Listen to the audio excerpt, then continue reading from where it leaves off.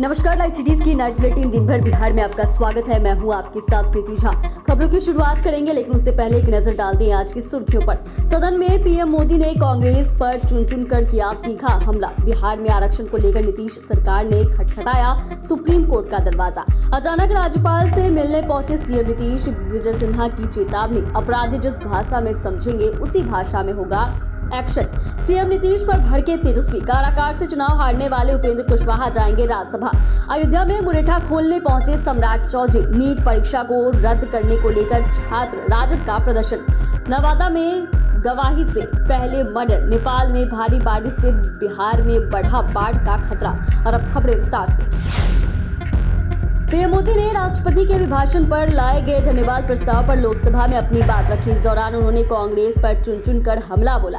PM ने कहा कि कांग्रेस ने फेल होने का वर्ल्ड रिकॉर्ड बना दिया है, फिर वे जनादेश के फर्जी जीत के नशे में झूम रही है। कांग्रेस को देश की जनता ने लगातार तीसरी बार विपक्ष में बैठने का आदेश दिया है। देश के 13 राज्यों में कांग्रेस को 0 सीटें मिली है। दूसरी तरफ पीएम मोदी ने पूरे भाषण के दौरान विपक्ष पर जमकर हमला बोला। और वहीं जिस तरीके से पीएम नीतीश कुमार भाषण दे रहे थे, उस दौरान विपक्ष ने जमकर हंगामा किया।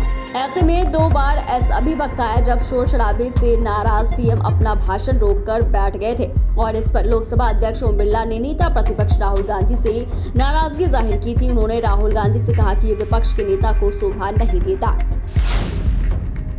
बिहार में आरक्षण का दायरा 50% से बढ़ाकर 65% किए जाने को लेकर राज्य सरकार ने सुप्रीम कोर्ट में याचिका दाखिल की। आरक्षण के बढ़ाने के बिहार सरकार के फैसले को पटना हाईकोर्ट ने खारिज कर दिया, जिसे अब सुप्रीम कोर्ट में चुनौती दी गई है। बिहार सरकार के वकील मनीष सिंह के माध्यम से सुप्रीम कोर्ट में याचिका दायर की गई है। दरअसल बिहार में आरक्षण का दायरा 50% से 65% बढ़ाए जाने को लेकर बिहार सरकार के फैसले को हाईकोर्ट ने रद्द कर दिया था। बिहार सरकार द्वारा शिक्षण संस्थानों और सरकारी नौकरियों में SC, ST, EBC और अन्य पिछड़े वर्गों को 65% आरक्षण देने का फैसला लिया गया था।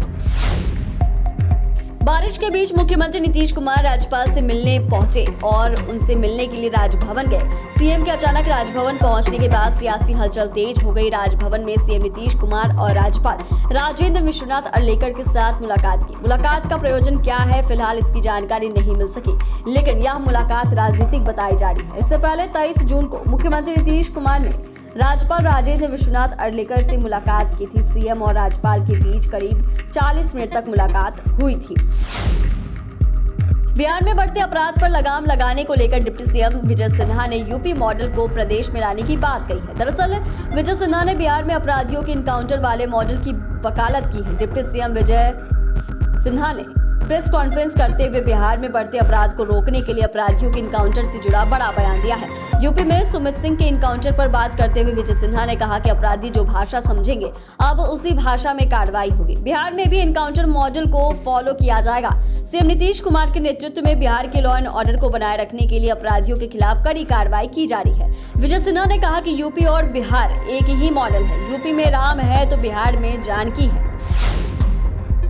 नेता प्रतिपक्ष और बिहार के पूर्व उप मुख्यमंत्री तेजस्वी यादव ने नीतीश कुमार पर हमला बोला है। दरअसल तेजस्वी यादव मुख्यमंत्री नीतीश कुमार पर भड़क गए। बिहार में कानून व्यवस्था को लेकर तेजस्वी यादव लगातार सरकार पर हमलावर है। उन्होंने 2 घटनाओं का जिक्र किया। उन्होंने कहा कि मुख्यमंत्री को बिहार की कानून व्यवस्था से कुछ लेना देना नहीं है। तेजस्वी यादव ने लिखा कि दिल दहलाने वाली निर्मम घटना में रोहतास के डेहरी में मीठापुर गांव की बेटी नीतू कुशवाहा का अपहरण कर हत्या कर दी गई। कुछ दिन पहले ही नबीनगर में दूसरी बेटी श्रेया की हत्या की गई थी। बिहार में अपराधी बेखौफ है। महिलाओं और बेटियों पर सत्ता संरक्षित अत्याचार की कोई सीमा ही नहीं बची। सरकार की तरफ से कोई संवेदना तक व्यक्त नहीं करता। बिहार में विधि व्यवस्था ध्वस्त हो चुकी है। मुख्यमंत्री नीतीश कुमार को कुछ लेना देना ही नहीं है।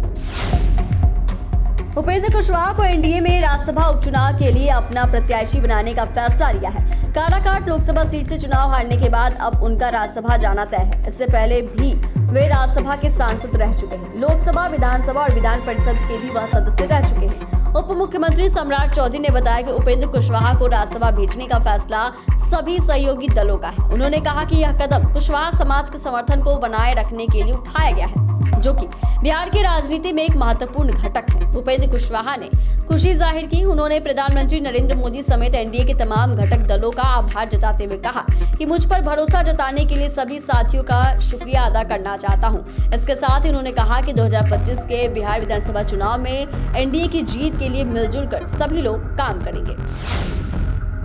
बिहार के डिप्टी सीएम और बीजेपी के प्रदेश अध्यक्ष सम्राट चौधरी अपने समर्थकों के साथ अयोध्या रवाना हो गए। सम्राट चौधरी अपने माथे पर 21 महीने पहले बंधी पगड़ी को श्री रामलला के चरणों में विसर्जित कर देंगे। सम्राट चौधरी की पगड़ी की चर्चा इसलिए भी हो रही है क्योंकि सम्राट चौधरी ने कहा था कि जब तक वो नीतीश कुमार को मुख्यमंत्री पद से नहीं हटा देंगे वो पगड़ी नहीं उतारेंगे। सम्राट चौधरी के साथ अयोध्या जाने वाले में कई विधायक और मंत्री भी शामिल हैं। सम्राट चौधरी ने कहा कि हमारा संकल्प अधूरा नहीं है। हमने मुख्यमंत्री नीतीश कुमार जी को गठबंधन से अलग किया और तब है जो वो मुख्यमंत्री बने जब एनडीए का समर्थन प्राप्त हुआ।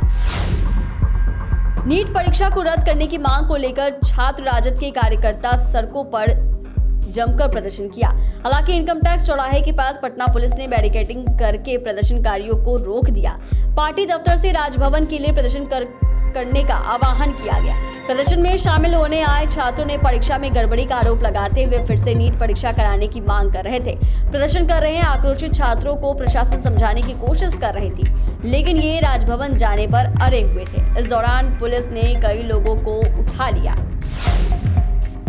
नवादा में पुरानी रंजिश को लेकर एक महिला की बाइक सवार अपराधियों ने गोली मारकर हत्या कर दी। बताया जा रहा है कि महिला बाइक पर सवार होकर नवादा से अपने गांव वापस लौट रही थी, तभी बाइक सवार अपराधियों ने ताबड़तोड़ फायरिंग शुरू कर दी। अपराधियों को देख बाइक सवार ने भागकर अपनी जान बचा ली, लेकिन महिला खुद को उनकी गोलियों से बचा नहीं पाई। वह अपने पति की हत्या की गवाही देने वाली थी, लेकिन उससे पहले ही उनकी हत्या कर दी गई। पुलिस ने घटनास्थल से मृतका के शव को पोस्टमार्टम के लिए नवादा सदर अस्पताल भेज दिया है। मृतक के रिश्तेदार ने बताया कि वो और उसके भाई की पत्नी बाइक पर नवादा से अपने गांव दौलतपुर लौट रहे थे, तभी उड़सा गांव के पहले ओवरटेक कर कुछ बाइक सवार सामने आए और बाइक रोकने को कहा, जिसके बाद उनके हाथ में हथियार देकर वो बदमाशों के मंसूबे के समझ गए और अपनी जान बचाकर वहां से भाग निकले।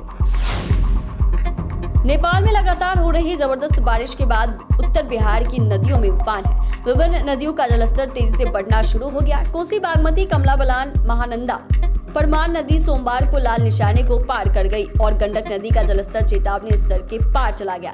गंगा नदी पटना के दीघा घाट से लेकर भागलपुर तक लगातार ऊपर बढ़ रही है। जल संसाधन विभाग के अनुसार महानंदा का जलस्तर पूर्णिया में खतरे के निशान से 1 मीटर ऊपर पहुंच गया है, जबकि बागमती सीतामढ़ी के खतरे के निशान से 60 सेंटीमीटर और कोसी सुपौल में 52 सेंटीमीटर ऊपर पहुंच गई है। इसी तरह कमला बलान मधुबनी में 50 किलोमीटर, जबकि परमान नदी पूर्णिया में खतरे के निशान से 35 सेंटीमीटर से ऊपर बह रही है। इन सबका जलस्तर लगातार तेजी से बढ़ता जा रहा है। चैनल को सब्सक्राइब करें, फेसबुक पेज को लाइक करें। धन्यवाद।